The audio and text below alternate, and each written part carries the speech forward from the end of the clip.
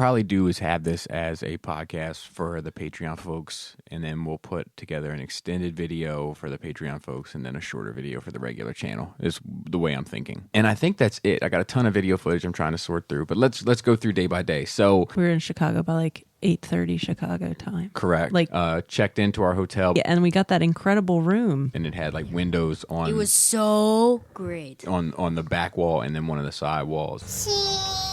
So we went to what did we do in the morning? All of our luggage. Correct. From the south part of downtown up to the proper downtown. Yeah, the proper downtown. We stayed right on the river.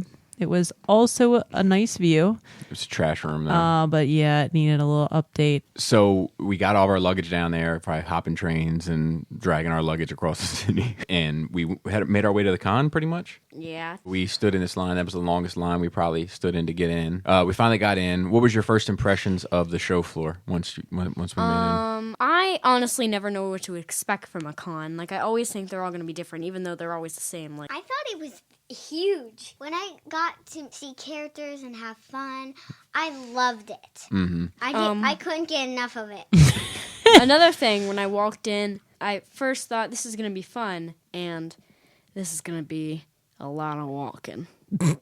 We had an exclusive pickup on Thursday, right? That Hasbro one. Yeah, so you got in the Hasbro line, and I took the kids around to see the ships, the X-Wing, the TIE Fighter, get on the speeder bike. And then we got the 2 Hasbro exclusives, and then I stood in line for the Lego one. And we sat at the pillows for a little while. And you guys sat at the pillows, and the Lego line was really long. And in between that, I kind of made my way around the floor just to see what was on the floor. Thursday we did Padawan.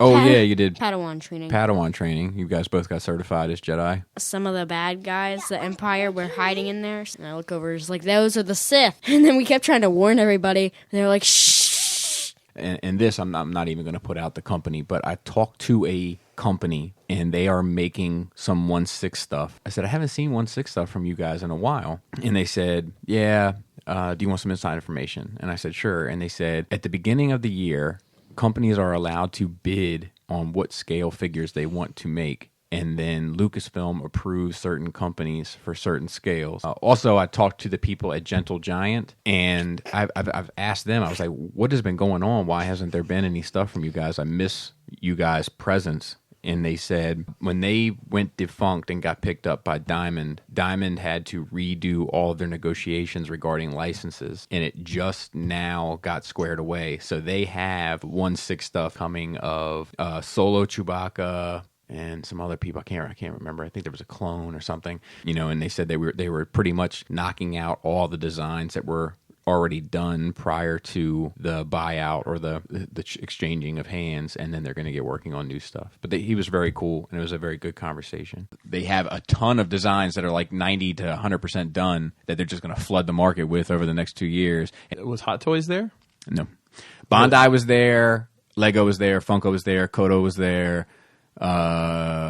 Gentle Giant was there. So all the vendors that were there, did they only have Star Wars stuff? Like Hasbro just had Star Wars stuff? Yes. Okay. Yeah, the company vendors. The personal vendors had 90% Star Wars stuff. I was just curious, what kind of case is this? IKEA Detolf. Detolf. It's beautiful. They're amazing. And they're only like $60. Are you selling this? No. All right. Come see me on Monday, though. All right, I might just do that. Thanks. Because I have to get it back home. All right. Final Flight Fantasy Games or whatever was there. Yeah. They had all their shit out. The Star Wars game. It was very tempting. I know, dude. It was very, very tempting. Dude, the models look good. They do. I was looking at it and I was like, should I just do it all? Should I, because I was looking at like the ones with the figures. Yeah. Look great, and then like the ships they had, like the Super Star Destroyer was there. It's $200, but I was like, oh, it would be perfect. I don't need another one. And I mean, the game I hear plays amazing. Really, it's an amazing game. People love the spaceship game. That's an amazing. You know, the Empire's the best. They said the Empire's ungodly good. Like it was like tempting. All the power gamers, but I mean, the models are amazing. Mm-hmm. Yeah, that's great. Yeah. It was I'd be all about it. It was tempting. The cool thing is they have like the little, like you can see the different like technology, like the little walkers and everything like that with like the guys in there. Yeah. And then we went to the Bean. Yes. Oh Yes, yeah, that was we it was did. beautiful morning. Of course, Bobby says they weren't beautiful mornings, but there was like the sun was shining, the sky was like blue. It was cold. Compared to. Yeah, and a little windy. Yeah, I think it was kind of windy. So then we went from there pretty much back to the show, and I had to get in line for the Funko exclusives. Now, Funko, I will say, they had their together. Yeah, that was a piece of cake. Yeah, like it was crazy how smooth of an operation the Funko machine was. Especially after the Hasbro and Lego show. Correct. So the episode 9 trailer hit, and we watched that. What are your thoughts on the episode 9 trailer? It doesn't really give us that much information. I did like the whole entire trailer, and I liked giving no clues. I don't think it especially excited me or didn't excite me. That's I the didn't same. feel, yeah, I kind of felt, I loved Leia's music being the music to it, and I loved how it seems like they're going to be going on this mission as a crew, because I feel like that's a big missing piece of these sequel trilogies is they don't really feel like a team. Where well, like they've been so split. correct. All right. So then the rest of the day, what did we end up doing? Browsing stuff. We didn't attend any panels. Oh, we did porg painting.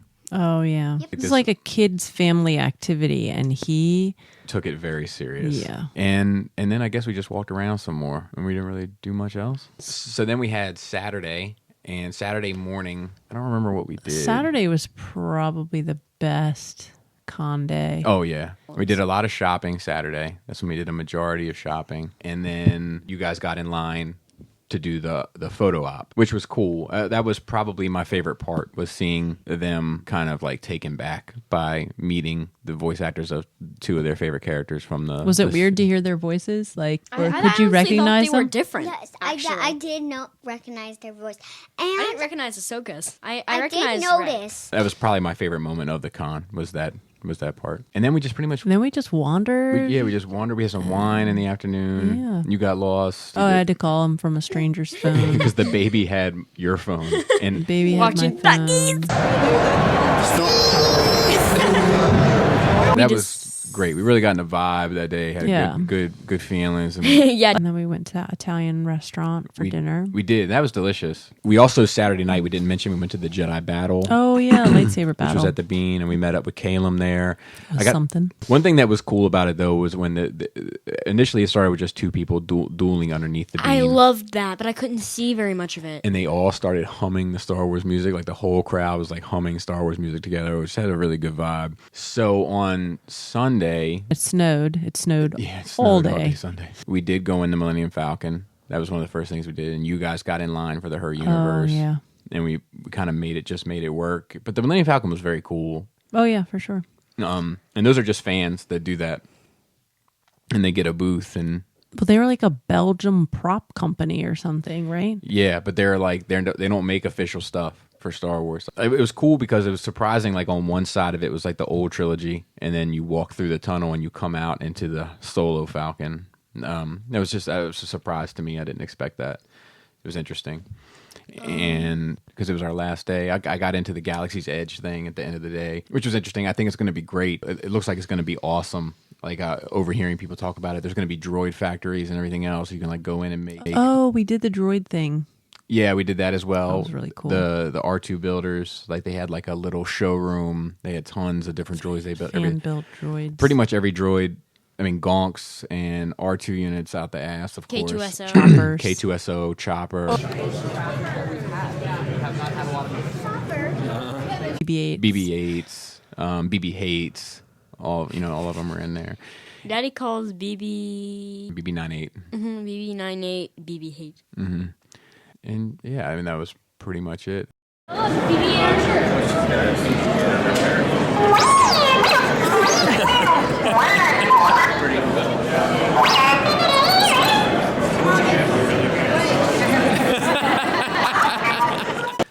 Obi, the biggest Star Wars collector in the world, we found a tiny bit of their collection. Oh, Rancho Obi-Wan. We did that as well. You're right. That was interesting. Rancho Obi-Wan, for those that don't know, most of you guys probably do know, he has the world's largest Star Wars collection. He has a place that you can go and visit and pay money, I think, to get in just to see his collection. But he had a big setup there. His guy got ripped off recently. Yes. And How do you get ripped off? so somebody stole a bunch of shit from him. This friend of his of the community stole like I don't know how much. He was stealing stuff constantly and then selling it to other people. Like Oh, he couldn't keep track of it. yeah, didn't pretty know. much. He got busted. So, It's a big stink. he brought like a part of his collection that you could like take a tour of. Because it's not open to the public anymore. Correct. Because of what happened. Correct. X-Wing, TIE Fighter. I hope he got that stuff back, or He did. He Yeah, did. I don't know if he got all of it back, but he got a good bit of it back. If you bought one of those stolen pieces and you really wanted it, and you're like, hey, did somebody buy the? Nope. Don't know what you're talking about. Yeah. Wrong Bobby Skullface. I know you're thinking about Robert Bonehead. He has it. And we went and checked that out. Even the baby was kind of getting into it. Like Jana was asking her she was like, "Who's your favorite Star Wars character?" And she's like, "Sokka." If you had an unlimited budget, could you have bought any Star Wars collectible that was possibly ever made while you were there? Really? It No. wasn't that immersed? That it's No. expensive? Like I'll tell you, like a lot of 3 3/4. That's always going to be the backbone of that franchise. The higher end stuff, there was probably like a handful that had Hot Toys, a little less that had premium format stuff, a little less that had the more expensive, like the Mythos stuff. And Was stuff like that. a Novos? What were you pointing at me? Was a Novos Mythos, there? I The guess. helmet and Yeah, Mythos. The Yeah, helmet sorry. people that do the high end helmets. A Novos is the name of it. There was a high end helmet people that were there. I can't remember the name. Okay. It probably was them. If oh, there was this diorama builders thing. Like you could just walk in, do it for free. They give you like one of those like play mats. It's like a And you're puzzle. like, Yeah. Yeah. I was like, I know a guy who does it perfectly. But Yeah, I turned them down. I mean, I was like, you know what? I don't have time so for this. like those play mats are like puzzle pieces, and so they give you one of those, and they give you like a selection, like a random assortment of all ends up being stuff to make the Scarif base. So when it's all said and done, you like give your piece to the collection, and you take it. I think you could take it home at the end of the show. But when it's all said and done, I mean, they had a diorama about the size of my main room of the whole Imperial base of Scarif. That's awesome. Yeah, That's really like cool. it's amazing. Our boy was there. Oh, Alex Ross? Yeah, he was there. Well, his booth was there. He wasn't there. He wouldn't sell He's it probably, himself. he's probably busy. Oh, you mean on toenail cleaning day?